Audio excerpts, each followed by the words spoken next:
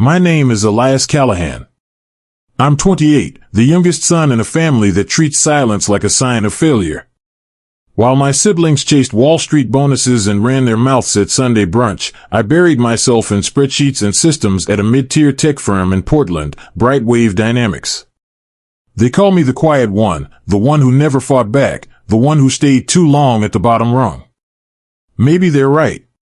I've spent years being overlooked, at home, at work, even in my own damn reflections. But last Tuesday, something cracked. I gave my lunch to a man fixing an electrical panel in the rain.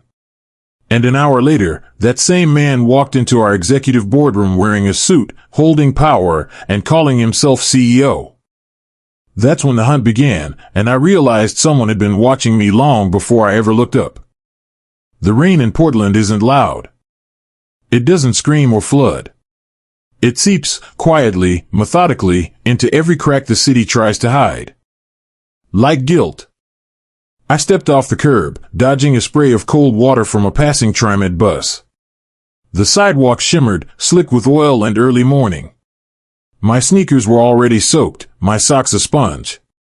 I clutched the paper bag tighter, turkey sandwich, black coffee, no cream. The security gate buzzed like it hated its job. So did I. Brightwave's exterior glass looked sterile, like a hospital for algorithms. Inside? All performance reviews and smiles with teeth. I passed Veron's Tesla, polished, smug. My boss never parked straight. Just like he never told the truth in a meeting. Or signed anything without a backup plan. Someone groaned. I turned. Behind the supply unit, under the humming transformer, a man in a gray utility jumpsuit crouched low, working alone. His hands were deep in a tangled box of wires. Rain soaked through the back of his collar. No badge, no name tag. One wire sparked. He didn't flinch. I hesitated. Then stepped forward. "You eaten yet?" I asked. He didn't look at me. I handed him the coffee. The sandwich followed. You shouldn't work on an empty stomach. Not in this weather. He took the bag slowly. Didn't thank me. Just nodded once, crisp, decisive. Then he disappeared around the transformer. I never saw his face. Inside, the heat smothered me like guilt. Fluorescent lights buzzed overhead. Elevator music without an elevator. I was late. Thatcher Veron, director of operations, ego of a warlord, stood by the main desk. Hair slicked, suit screaming expense account. His cologne hit first. Always did. 8 minutes late, he barked. I ran. He smiled like a knife. You always do. I walked past. Didn't flinch. Behind me, he added, low, try not to embarrass me today. The new CEO arrives. You know what optics means, right? I do, I said, not stopping. You just spelled it wrong. He didn't laugh. 10 minutes later, I was in the main boardroom, top floor, windows fogged with Pacific Northwest misery. 12 department heads sat in forced silence. No one talked. No one breathed. You could hear the fabric stretch when someone shifted. I took the seat near the edge. Same seat I always took. Safe zone. Half visible. Veron stood in the center, arms crossed like he owned the oxygen. We're waiting on just one more person, he said. Then the door opened. And everything paused. Shoes first. Black, polished, expensive. The kind of leather that doesn't get wet. Then the man. Same shoulders. Same posture. But this time, no gray jumpsuit. Tailored black suit. White shirt. Tie like a noose. Hair slick from the rain. The room snapped silent. Veron stepped forward too fast, smile suddenly 2 sizes too wide. Welcome to Brightwave, Mr. Rook. It's an honor to. The man held up a hand. No words yet. He scanned the room. His eyes locked on mine. 1 second. Maybe less. But it landed like thunder. Then, finally, he spoke. "I'm Gideon Rook," he said. "I'm your new CEO." I heard someone exhale too loudly. Veron's smile twitched. I didn't move. Couldn't. Rook walked to the head of the table. Sat down. Crossed one leg over the other. Then looked straight at Veron and said, calm as a loaded gun. "And what does he do here?" His eyes still on me. I didn't sleep that night. Not from shock. Not even from fear. It was the way Gideon had said it, calm, bored almost, like he was asking what brand of printer we used. And what does he do here? The question wasn't about me. It was about power. By 7 a.m., I was already logged into the internal server. My fingers moved without thinking. Query by query. Quarter by quarter. The company's financials were clean, on paper. Polished. Curated. Too curated. Then the email came. From Gideon Rook. Subject, audit everything from Q2 to Q4. You'll find it. Trust your instincts. No greeting. No sign-off. Just instruction. Someone once told me, the truth doesn't hide. It waits. By 8 a.m., rumors were hissing through the halls like gas leaks. CFO called into an unscheduled meeting. Legal flagged. Finance pulled from team sinks. Veron's assistant ran 3 copies of the same file and still looked pale. Then came the silence. Silence means someone is scrubbing. My cube felt smaller. My screen brighter. I pulled up vendor logs, Bradwave's contracts with outside consultants. There. Obsidian Edge Consulting. 4 wire transfers. 6-figure amounts. All within a 90-day window. No contact names. No scopes of work. No recorded deliverables. And 1 note on the metadata. Flagged. Internal visibility restricted. I clicked the note. Access denied. I tried again. Blocked. 3rd time, my screen froze. And that's when I heard it. Click. Someone behind me. I turned.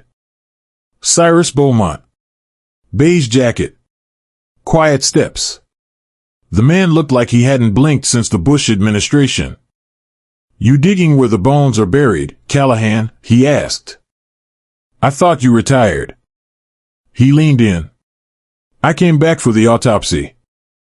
Cyrus used to run internal compliance. Before they consolidated his role under Veron's command. He never forgot. Or forgave. "Gideon brought you in?" he asked. "Not exactly."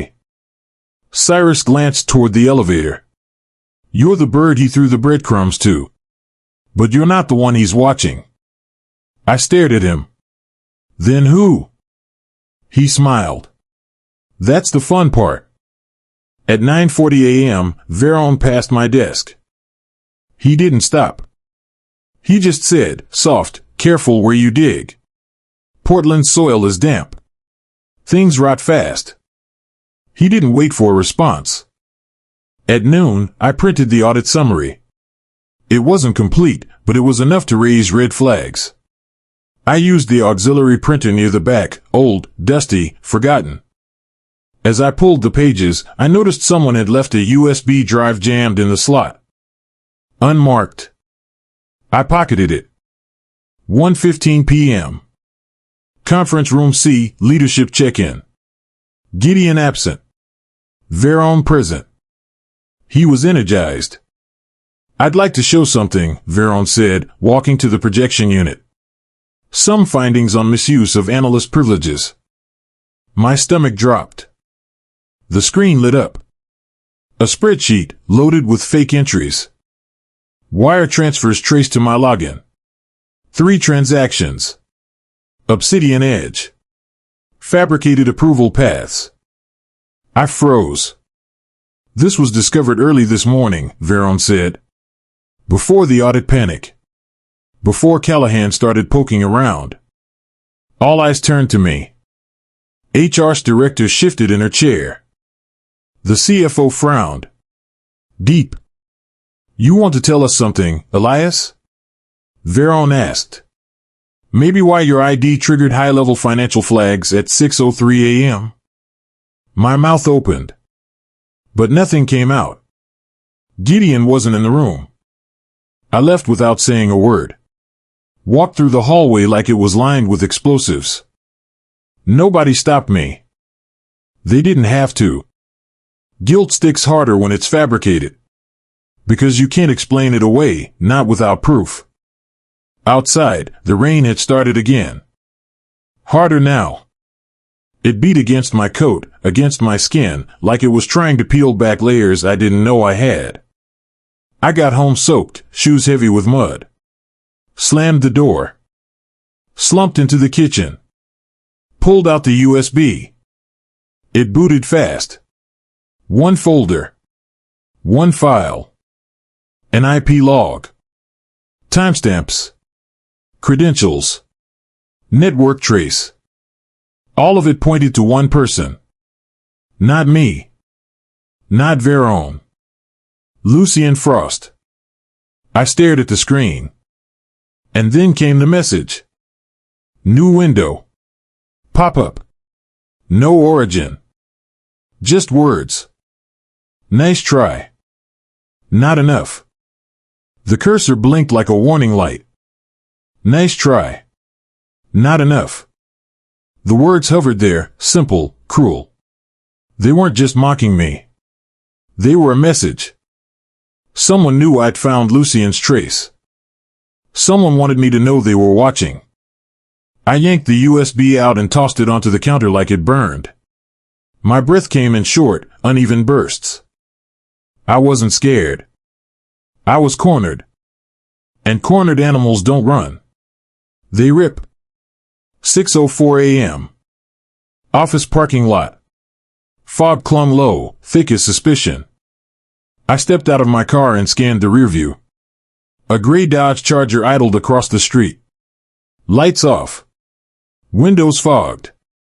No plates. Coincidence? No such thing. By 6:22, I was already at my desk, second coffee in hand, firewall logs open. Lucien's digital fingerprints were everywhere. Accessing accounts he had no clearance for. Overriding logs. Masking edits under my ID. One entry stood out. Obsidian Edge, contract modification. Timestamp, 2:47 a.m. The doc was still in temp storage. I clicked it. Suddenly, the screen flickered. Then, access revoked. I leaned back. Exhaled. The system wasn't crashing. It was being watched. My phone buzzed. Unknown number. I answered. Silence. Then, you're in over your head, Callahan. Male. Calm. Midwest accent. No breathing. Click. Deadline. 9 a.m. Cyrus met me in the stairwell. Still smelled like dust and burnt coffee. They're on to you, he said. That file didn't disappear by accident. How long's Lucien been inside? I asked. Longer than you think. Quiet type. Always the ones with sharpest knives. I looked at him. You knew? He lit a match. Not a cigarette, just a match. Let it burn. Everyone thinks they're the only one watching, he said. But in a building like this? There's always a second camera. 10:03 a.m. Audit office, lower floor. Cold lighting. Walls buzzed like secrets. I slipped in with my access badge. Quiet steps. Steadier now. I found the backup logs. Physical paper. Uneditable. The obsidian invoice was there. Handwritten note across the top. Pushed through quietly. Veron approved. Initials, LF.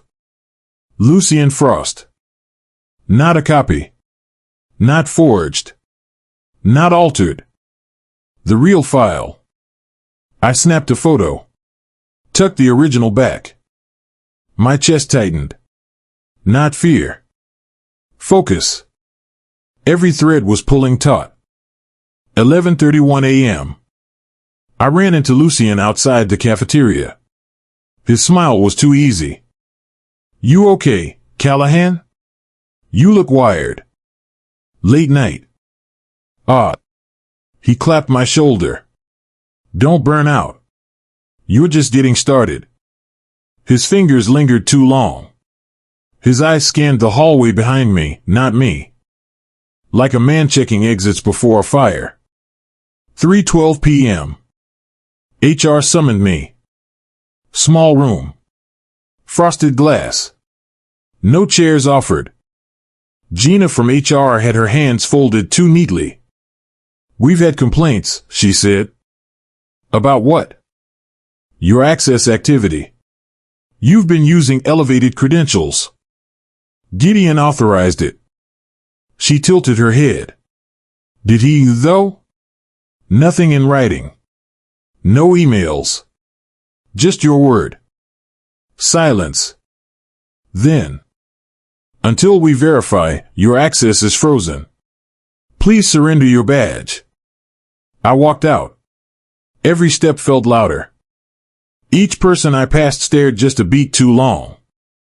Like they'd heard something. Like they knew something. 5:19 p.m. Back alley behind Brightwave. Rain turned to ice.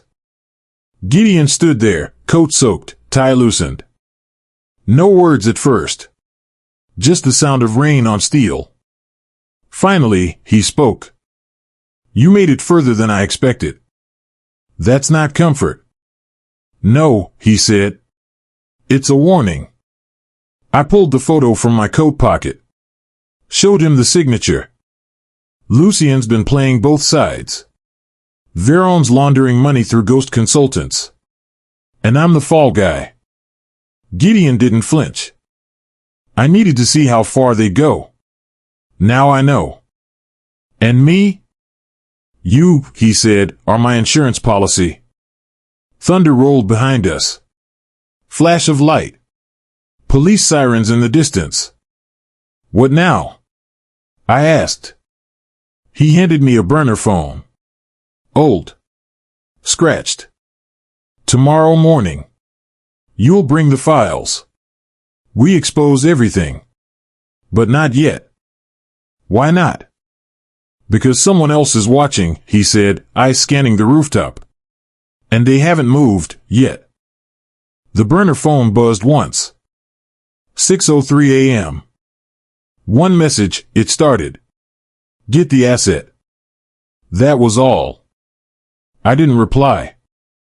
I already knew what the asset was. Not a file. Not a server. Not a login. A person.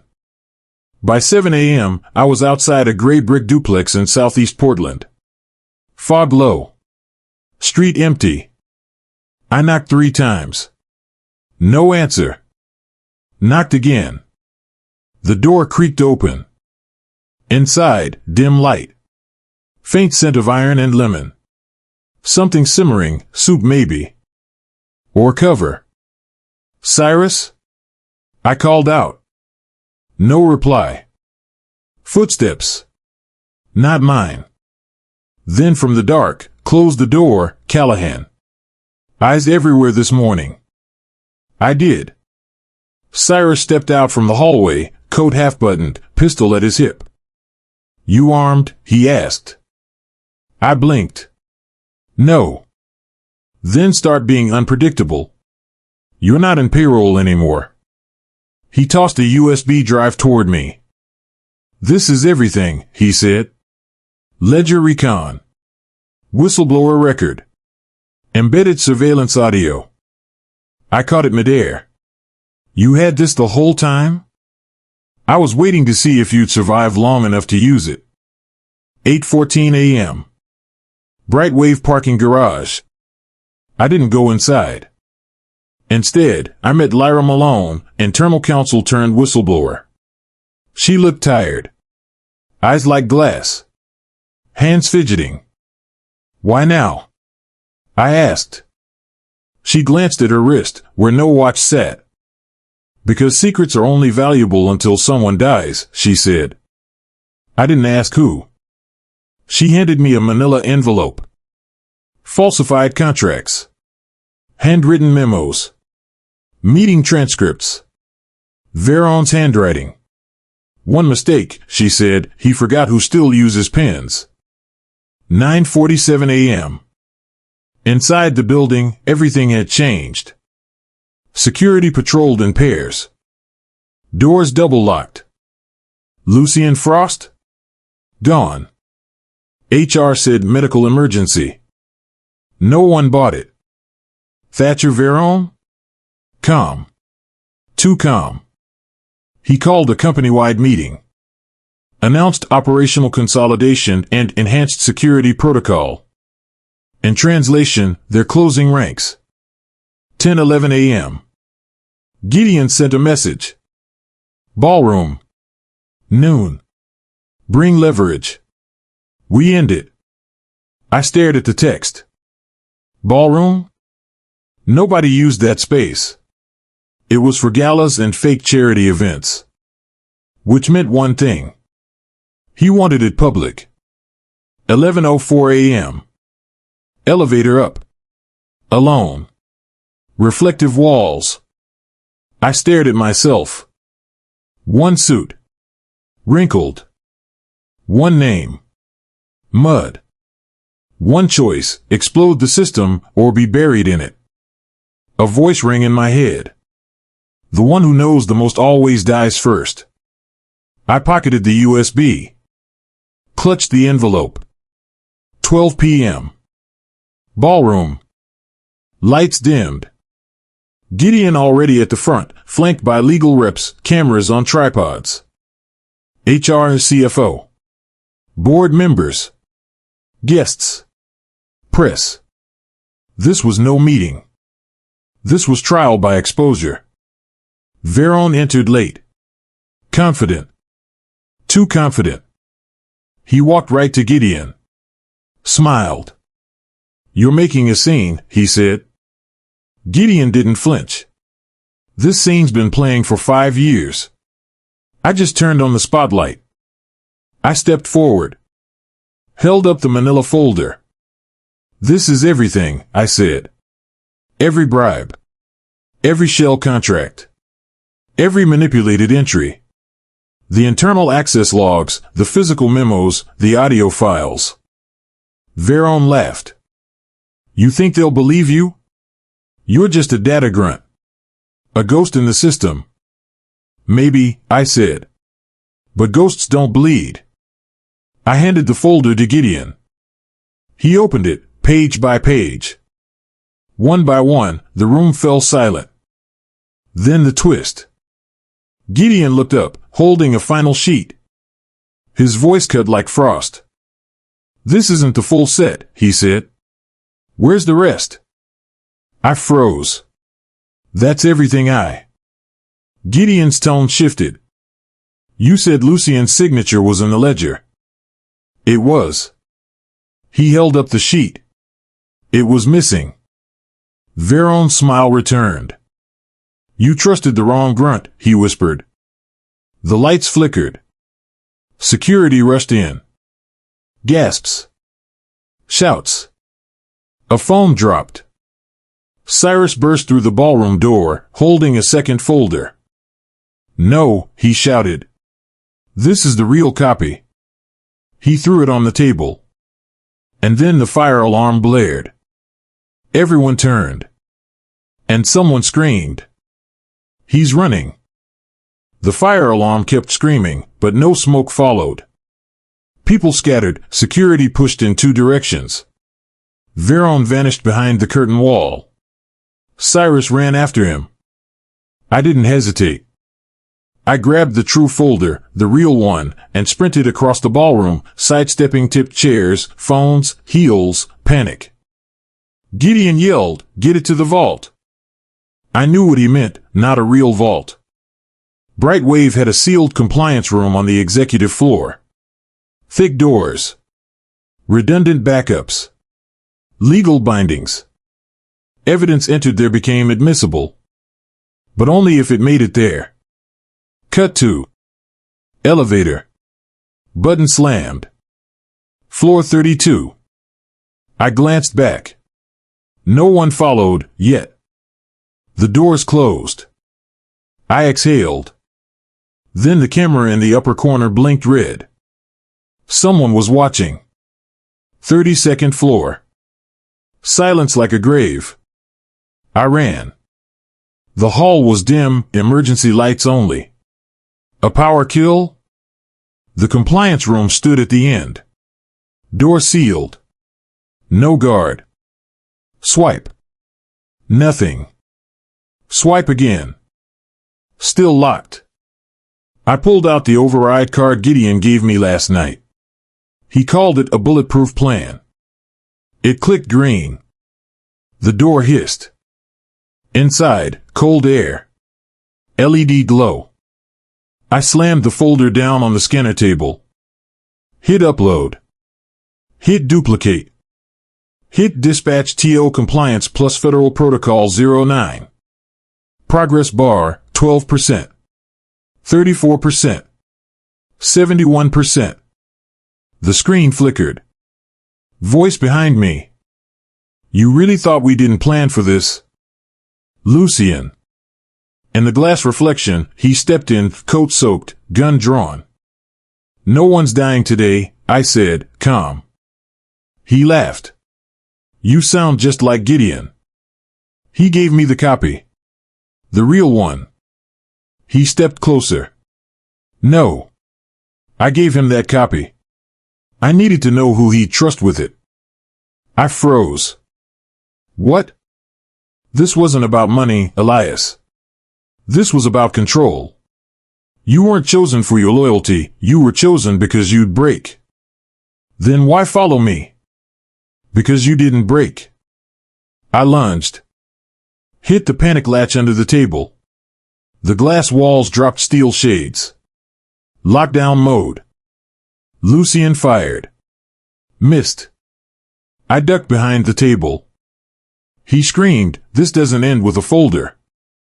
I pulled the fire suppression lever. White gas released overhead. Dry mist. Freezing. Lucien staggered, coughing. I bolted forward, tackled him. The gun slid. 2 punches. Elbow to the throat. He dropped. The screen buzzed. Upload complete. Sent to Internal Audit. SEC. Department of Labor. DOJ Whistleblower Office. I staggered out. Hall empty. Sirens rising from the city below. Cut scene. Gideon in the stairwell. Bleeding from the forehead. He looked up as I reached him. It's done, I said.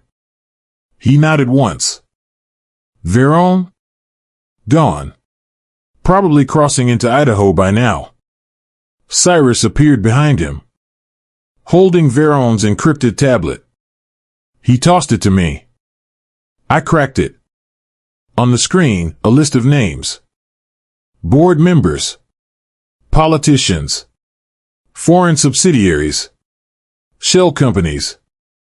Millions, maybe billions, in movement. I scrolled. And there it was. Operation Golden Circle, Elias Callahan, asset number 9. I looked at Gideon. You knew. I knew you had to feel small, he said. Because only someone who's been crushed knows how to hit back hard enough. I laughed once. Broken. You used me. No, he said, eyes flat. I built you. Behind us, the elevator dinged. Guns raised. Badges shone. Federal agents. Elias Callahan, one barked. I raised my hands.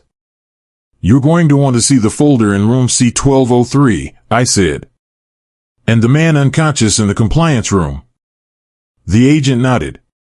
Then pointed to Gideon. And him? I paused. Then, he's just the opening act. The agent looked up, confused. Behind him, one of the other agents whispered something fast. He froze. Turned to me. Sir. That tablet? You need to see this entry. Now. The agent handed me the tablet again. A new entry had auto-synced from Veron's private server. Operation Golden Circle, Termination Protocol. If Elias Callahan breaches protocol, eliminate plus frame, insider leak narrative. My name. My face. A contingency plan. They were always going to bury me. I looked up. The agent's jaw clenched. You have 5 minutes. Whatever else is in your head, get it out. Right now. Cut to. Conference room. Blinds drawn. One desk lamp on. Cold blue glow. I stood at the whiteboard. Cyrus clicked through financial documents. Agent Ramos took notes. This wasn't about money, I said. It started as laundering. But it escalated into leverage. For what? Policy. Energy votes. Foreign investment deals. Tech monopolies. They weren't just stealing. They were redirecting power. I paused. Then said it. Brightwave was a front for political manipulation. Silence. Then the agent clicked her pen. You're testifying. I stared at her. Heart pounding. You don't understand. If I do, they'll come after you. We know. But now they can't touch you. Why? She tapped the screen. Because someone bigger than them just switched sides. Cut scene. 3 weeks later. Federal Courthouse. New York. I wore the same suit I'd worn that day. The day I gave away my lunch. News vans. Protesters. Whistleblower advocates. Investors holding burned 401(k)s. I stepped up to the mic. Breathed in. Transparency isn't just about truth, I said. It's about trust. And trust isn't built in boardrooms. It's built when one person decides to not look away. Even when it costs them everything. Inside the courtroom. Gideon sat across from me. Now in a black suit. Chain on his wrist. His eyes didn't flinch. Did you know? The prosecutor asked me. I suspected. But he made me believe I was in control. Were you? I glanced at Gideon. Then back at the jury. No. But sometimes you don't need control. You just need clarity.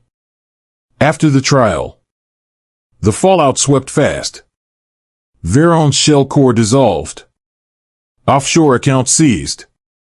A congressional investigation opened. Dozens arrested, 2 senators included. The phrase Golden Circle became a headline. Cut scene. Portland. A month later. The old family house. I stood on the porch. Inside, Mom and Dad laughed in the kitchen. They didn't know I was coming. I didn't knock yet. Instead, I looked at my reflection in the glass. Still Elias. Still the quiet one. But something had changed. Because when someone tries to erase your name and you carve it into history instead, you don't go back to being invisible. I opened the door. Mom turned, surprised. Elias? Hey, Mom. You okay? I smiled. Yeah. For the first time, I think I am. She reached for me, but paused. Is it over? She asked. I thought about it. The trials. The leaks. The nights I still wake up thinking someone's outside the window. No, I said. But now I get to decide what's next. Later that night, I sat alone on the porch. Cyrus texted me a picture, his ID badge. Director of Compliance, AMC Group. Underneath it, we rebuild this right. I texted back. You know what they say. Truth isn't fragile. Lies are. He responded with a thumbs up. Stars above. Wind moved through the trees like a whisper. Sometimes the most dangerous thing in the world is being overlooked long enough to learn how the whole machine works. Now, I wasn't part of the machine anymore. I was the fuse. And I'd already lit the match.